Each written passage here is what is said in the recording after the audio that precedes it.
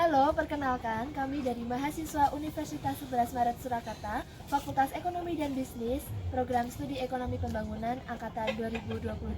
Perkenalkan, saya Cindy Ayu Rosaliana dan kedua teman saya, Daniela Nugroho. Gimana Dama Farita. Saat ini kami sedang berada di salah satu rumah produksi pelaku UMKM yang ada di Surakarta. Oke, Yuk, yuk.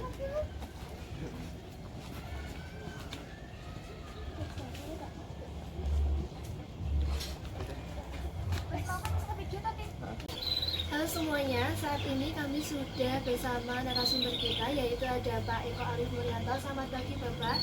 Pak Eko ini adalah sebagai owner dari rumah produksi Sangkar Burung yang berasal dari limbah pipa bekas yang sudah go digital dan juga go ekspor ya Pak. Di sini kita akan ngobrol santai aja Pak dengan beberapa pertanyaan yang akan kita ajukan kepada Bapak. Untuk pertanyaan pertama Pak,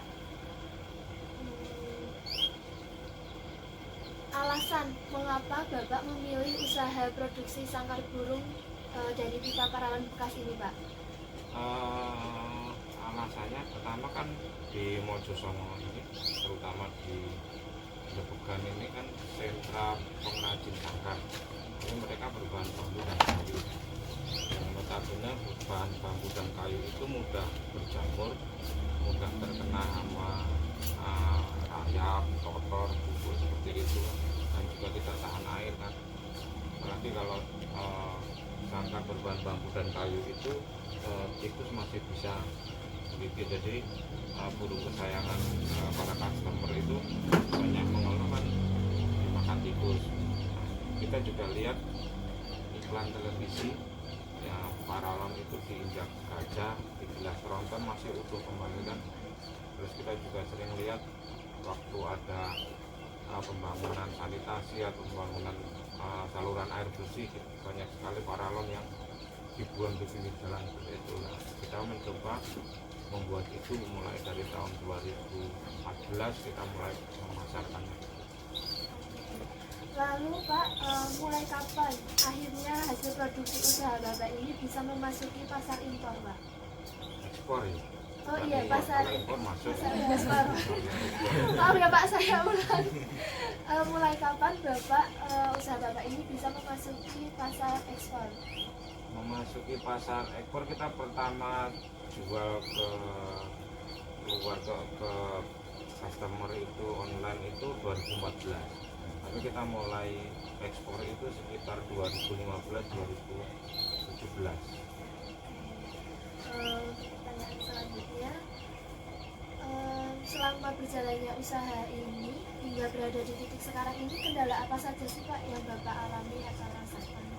Kendala yang kami rasakan itu terutama untuk marketing ya. Marketing itu kadang kalau saya kan jualannya hanya Facebook biasa, bahkan sampai ke luar negeri pun hanya pakai Facebook biasa, pakai IG sama TikTok pun baru aja kan. Nah, kalau YouTube udah lama sih, kita YouTube sudah 1000 subscribe lebih. Nah itu kendalanya marketingnya kita untuk mencari buyer yang gede itu kita terkendala satu SDM. Paling utama itu SDM karena kebanyakan SDM di sini beberapa kali mereka kalau sudah bisa bikin sendiri keluar bikin sendiri seperti itu. Tapi memang di sini tidak ada ikatan sih, mau bikin sendiri juga nggak masalah. Tapi kendala utama kita di SDM dan marketing. Mungkin untuk next question bisa dilanjutkan. Oke. Dan untuk pemasaran di luar negeri itu seperti apa ya Pak?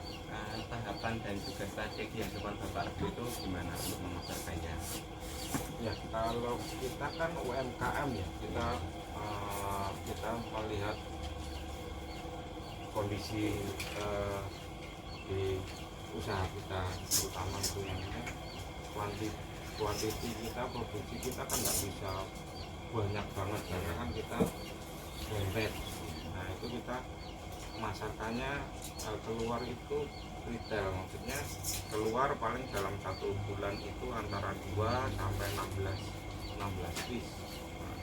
Pernah sih dulu 2019 19 itu kita dapat pesanan 218 sangkar, tapi kita juga terkendala pengiriman karena begitu mahal kalau kita pakai kontainer. Dan 218 itu kalau dimasukkan ke kontainer hanya seperempat kontainer, kita harus join juga, akhirnya kita estafet. Nah dari itu kita belajar cara memasarkannya itu gimana. Yang penting kalau kita mau memasarkan kita harus tahu dulu pangsa pasar dan target market kita.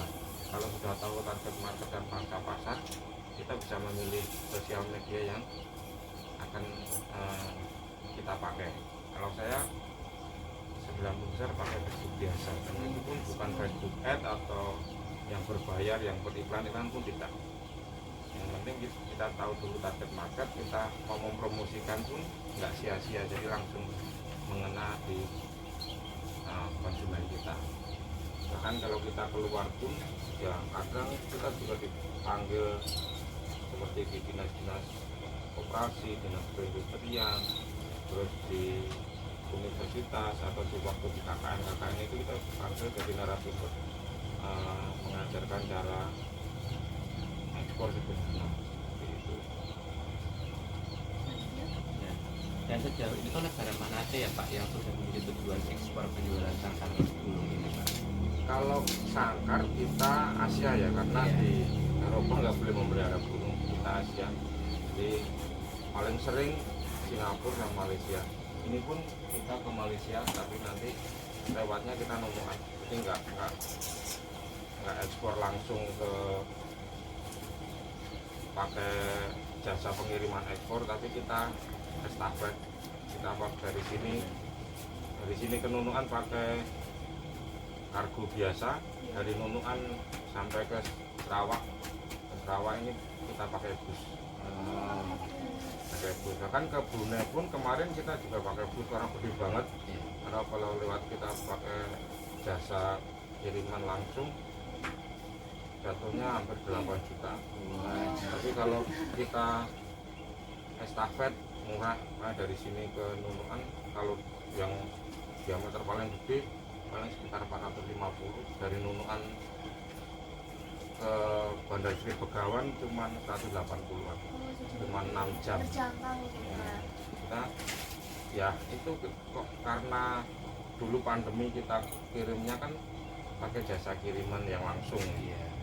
Nah itu dulu kan pernah kapal negara kita nggak boleh merapat ke negara yang lain, terus akhirnya kembali, jadi paket kita kembali. Iya kan kita rugi 2 kali lipat, rugi waktu, harus mengembalikan juga uang pesanan mereka. Akhirnya kita cari cara tetap ekspor tapi yang lebih mudah, lebih singkat. Kalau ke Singapura, yang kita kan Singapura, Brunei, Malaysia dan Taiwan.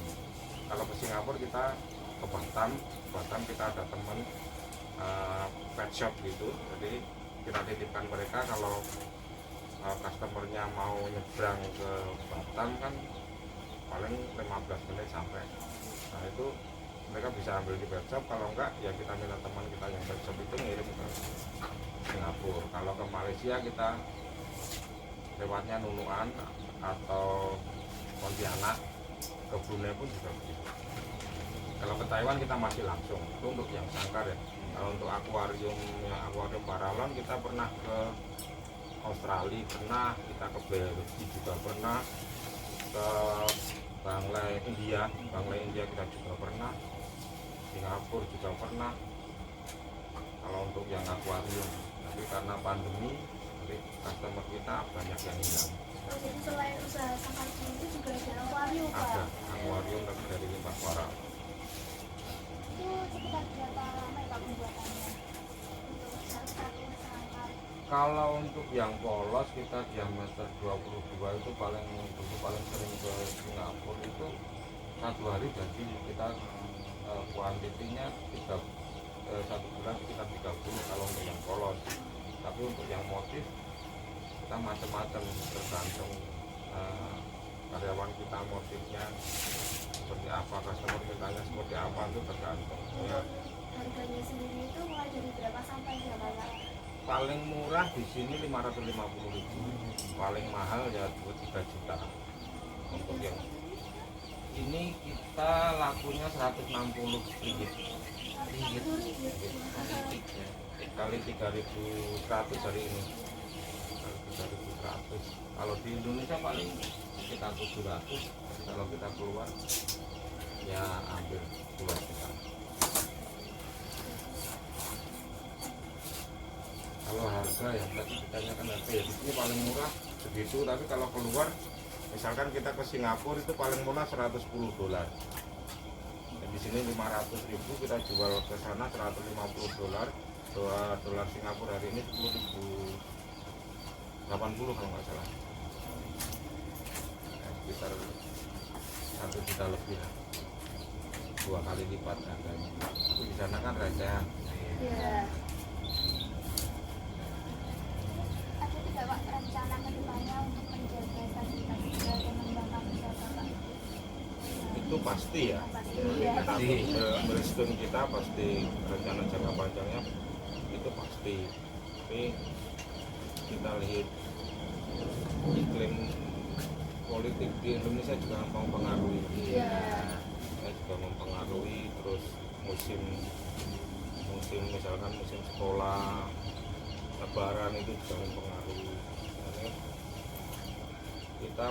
Makanya kita cari customer yang menengah ke atas, yang kita keluar mereka tidak begitu berpengaruh di musim-musim seperti itu gitu. Kalau orang hobi, insya Allah kalau mereka senang berapapun tetap dibayar. Jadi untuk saat ini banyak customer tetap ya Pak, sudah ada.